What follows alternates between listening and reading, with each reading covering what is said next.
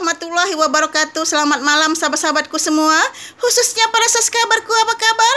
Saya berharap semua saskabarku selalu dalam lindungan Allah Subhanahu wa Ta'ala, dimurahkan rezekinya, dipanjangkan umurnya, dan diberikan kesehatan baik lahir maupun batin. Amin amin ya robbal alamin. Dan untuk yang baru mengklik video saya ucapkan salam kenal. Nama saya Ibu Serika. Mohon bantuannya untuk subscribe channel YouTube saya ya. Terima kasih banyak. Cerita saya pada malam hari ini akan saya bahas tentang ilmu santet, di mana ilmu santet itu terbagi menjadi dua, ilmu santet hitam dan ilmu santet putih. Sebelumnya, saya akan menjelaskan tentang ilmu santet hitam atau black magic yang sering digunakan orang untuk membinasakan orang lain atau untuk menyakiti atau menyiksa orang lain. Ilmu santet hitam ini termasuk syirik dan kita tidak boleh melakukannya. Karena apa? Apabila orang yang kita santet meninggal dunia, maka semua dosa-dosa orang yang kita buat meninggal itu akan kita pertanggungjawabkan nanti kelak di akhirat. Jadi kita tidak boleh mendalami ilmu santet ini ya. Tetapi kadang orang merasa sakit hati, dendam atas perbuatan orang atau perkataan orang, sehingga orang tega melakukan ilmu santet ini atau black magic ini. Apa saja ilmu santet atau black magic yang ada di Indonesia? Itu banyak sekali. Akan saya jelaskan satu persatu ya. Yang pertama adalah santet pemisah. Ilmu santet pemisah ini dikirimkan orang terhadap sepasang kekasih atau suami istri untuk memisahkan mereka. Jadi kalau sepasang kekasih bisa disantet cowoknya atau ceweknya, laki-lakinya atau perempuannya.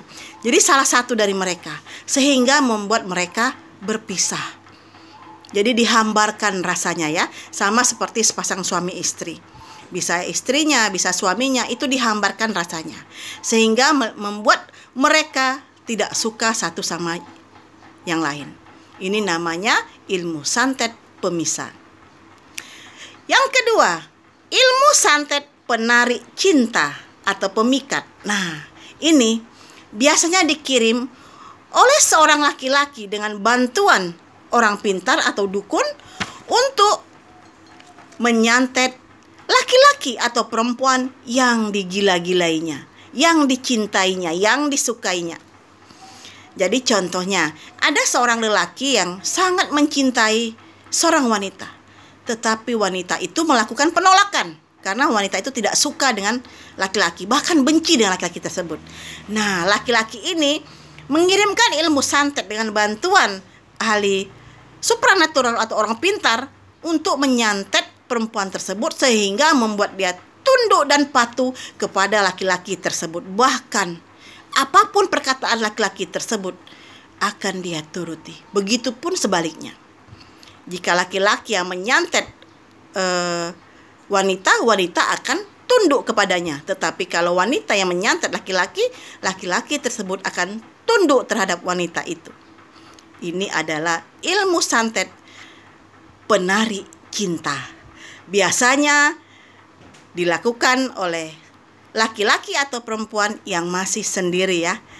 Ada juga pokoknya yang dilakukan oleh orang yang mencintai tetapi bertolak sebelah tangan. Jadi dia mencintai, orang tidak mencintai. Makanya dia membuat orang yang tidak mencintai itu menjadi mencintai. Itulah dahsyatnya ilmu santet penarik cinta. Yang ketiga, ilmu santet tahayul. Ini ilmu santet yang dikirimkan seseorang dengan tujuan-tujuan tertentu. Biasanya menggunakan benda-benda tahayul ya, seperti boneka, kayu, patung, atau istilahnya rambut, atau air liur, itu banyak ya. Ini biasanya digunakan oleh orang-orang untuk menyantet seseorang dengan tujuan tertentu. Jadi apa keinginan dia? Dia utarakan dan orang pintar tersebut memberikan santet tahayul berupa benda-benda terhadap orang yang dituju. Yang keempat, itu adalah ilmu santet pembuat Kelesuan ini penyiksa. Bahaya ya. Ilmu santet pembuat kelesuan ini biasanya diberikan oleh seseorang dengan tujuan agar orang yang disantet tersebut merasa lesu, tidak bergairah. Apapun yang dia lakukan terasa malas. Jadi dia kerja malas, dia istilahnya mau berbuat apapun dia malas. Jadi seperti tubuhnya itu lesu tanpa tenaga. Dan biasanya ilmu santet ini dikirim oleh seseorang karena orang tersebut dendam atau sakit hati. Itu ilmu santet yang keempat. Ilmu santet yang kelima adalah ilmu santet penyakit. Adalah sebuah ilmu santet yang dikirimkan seseorang bersama sebuah penyakit. Dan ini juga membutuhkan anggota tubuh seseorang yang akan disantet. Bisa foto harus seluruh badan ya. Jadi kita kalau berfoto jangan seluruh badan, cukup separuh badan. Karena foto separuh badan itu tidak bisa disantet orang. Tetapi kalau foto seluruh badan itu yang akan dicari orang dan bisa dibuat santet. Jadi hati-hati ini. Usahakan foto-foto kita jangan seluruh badan, cukup setengah badan saja untuk melindungi dari hal-hal yang tidak diinginkan. Nah, ilmu santet penyakit ini dia menggunakan anggota tubuh orang yang akan dituju. Contoh seperti yang saya sebutkan sebelumnya ya. Jadi hampir mirip ilmu santet ini, yaitu rambut, air liur, kuku, ya kan, atau anggota tubuh lainnya yang bisa diambil untuk dijadikan santet dengan bantuan orang pintar, dukun, mengirimkan santet terhadap orang tersebut dan orang itu akan terkena penyakit yang dalam hal medis itu penyakit aneh. Jadi banyak ya sekarang ya orang-orang yang menderita penyakit tapi dia tidak tahu dia sakit apa. Badannya makin kurus, dia tidak nafsu makan, lemes atau apa, terbaring, lemah sampai tinggal tulang dan kulit, tetapi dia tidak tahu dia sakit apa. Dia udah berobat ke dokter kemana-mana, di ronsen, di apa-apa, tidak ada penyakit. Dan itu biasanya ada orang yang mengirimkan ilmu santet penyakit karena sakit hati. Ilmu santet yang berikutnya adalah ilmu santet pendarahan. Dan ini sangat ngeri sekali ya. Ilmu santet pendarahan, dia akan membuat seseorang muntah darah tanpa sebab yang jelas. Dan biasanya ilmu santet pendarahan ini korbannya tidak bertahan lama. Biasanya. Karena ini ilmu santet yang cukup tinggi ya levelnya. Itu bisa membuat orang yang disantet seketika bisa mati. Jadi sama dengan ilmu santet bunuh ya. Ini ilmu santet pendarahan ini memang sangat ngeri sekali. Karena orang yang disantetnya akan muntah darah. Jadi ini biasanya dilakukan orang karena mungkin orang itu terlalu sakit hati ya. Sehingga dia mengirimkan ilmu santet penyakit ini. Ilmu santet selanjutnya adalah ilmu santet penghalang pernikahan. Nah, biasanya ilmu santet penghalang pernikahan ini dikirimkan seseorang. Biasanya mantan kekasih. Biasanya ya, jika istilahnya kekasihnya menikah dengan orang lain dan dia merasa sakit hati karena ditinggalkan, biasanya dia mengirimkan ilmu santet penghalang pernikahan. Dan ya, ilmu santet penghalang pernikahan ini bisa membuat sepasang kekasih yang akan menikah batal.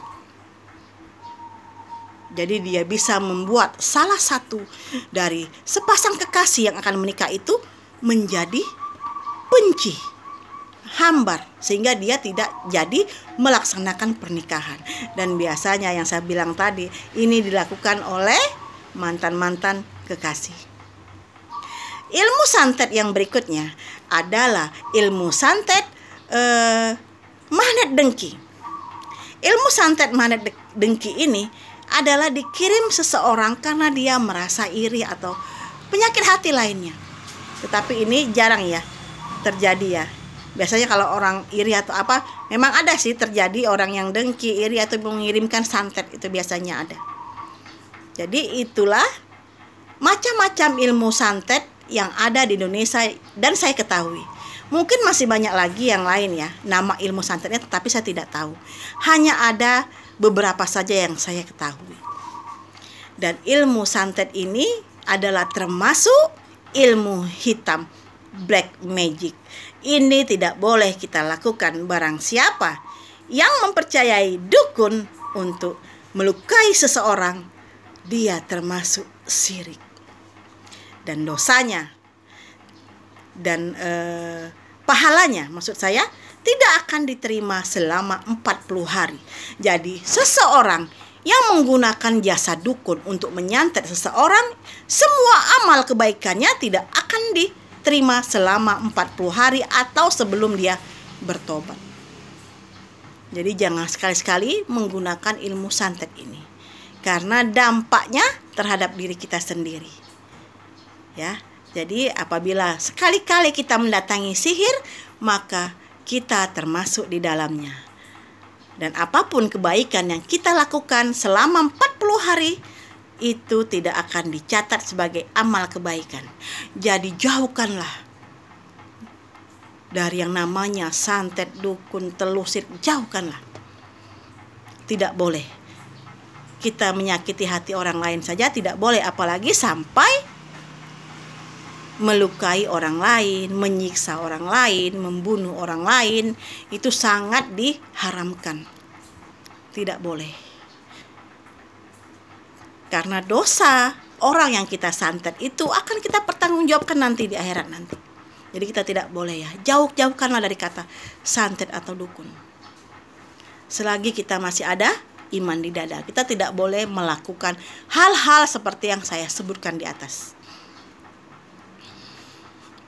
Karena biasanya orang-orang yang memberikan santet terhadap orang lain, berarti di hatinya udah menjadi batu. Tidak ada rasa ibah atau kasihan dalam hati seseorang karena dia tega mengirimkan santet terhadap orang lain. Dan juga sebagai manusia kita harus menjaga perkataan kita, mulut kita. Mulutmu adalah harimaumu. Jangan sampai kita menyakiti hati orang. Tidak boleh. Jadi kita menjaga perkataan kita. Juga untuk perempuan, anak-anak remaja atau gadis itu, kalau menolak laki-laki, tolaklah dengan halus. Jangan sampai menyakiti hati laki-laki. Karena kalau orang sakit hati kadang bisa melakukan hal apa saja ya. Jadi orang sakit hati itu hatinya menjadi buta. Telinganya tuli. Jadi dia tega melakukan hal-hal yang di luar nalar. Seperti santet ini. Karena merasa sakit hati tadi. Jadi kita jangan menyakiti hati orang ya. Kita damai-damai aja. Jadi seperti itu.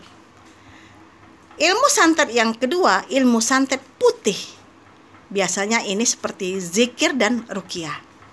Dan ilmu santet putih ini bisa mengalahkan ilmu santet hitam. Jadi dengan zikir atau ruqyah, biasanya orang yang disantet black magic oleh dukun atau apa, itu bisa sembuh dengan zikir dan ruqyah. Jadi banyak ya yang diajarkan oleh Al-Quran bagaimana cara menyembuhkan orang-orang yang disantet. Jadi walaupun hebatnya black magic, masih ada black white, ilmu putih yang bisa mengalahkan ilmu hitam. Jadi seperti itu. Nah, itulah cerita saya pada malam hari ini. Semoga bisa menghibur kalian semua. Mohon bantuannya untuk like, komen, dan share. Terima kasih. Assalamualaikum warahmatullahi wabarakatuh.